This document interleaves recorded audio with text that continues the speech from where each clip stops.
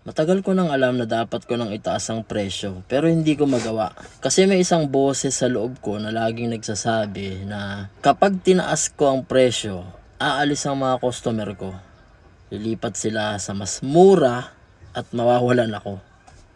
Kaya ginawa ko yung pinakaligtas na bagay. Hindi ko na binago at wag na lang gumalaw, manatili na lang sa dati, no? Pero habang nananatili ako, unti-unting lumiliit ang kita namin. Kasi, unang-una nagmahal yung mga supplies namin, pero hindi namin itinataas yung presyo namin.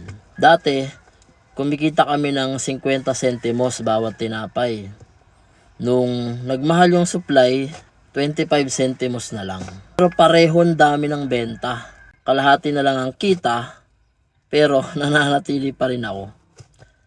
Dahil mas takot akong mawala ng customer kaysa sa unti-unting maubos ang kita namin. Ganyan ang takot.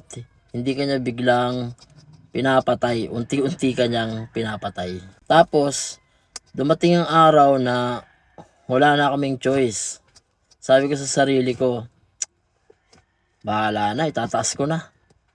Pero hindi yun ang sinasabi na bahala na, baka hindi bumili. Hindi na yun ang iniisip ko. Kundi, bahala na kung ano man ang mangyari.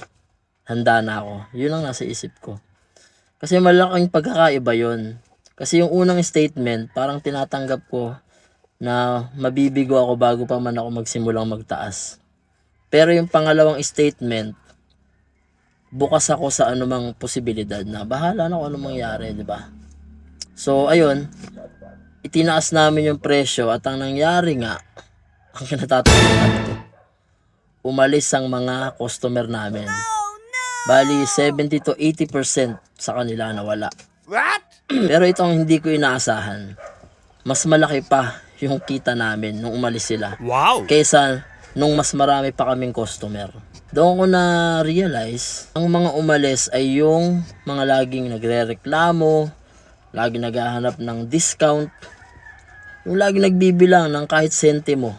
Ang mga natira, yung mga tumanggap sa amin ng walang tanong-tanong.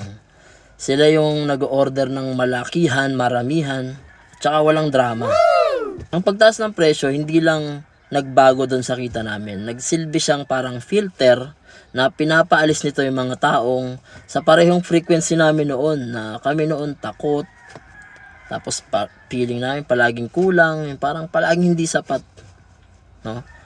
At dinala nito yung mga taong nasa mas mataas na frequency.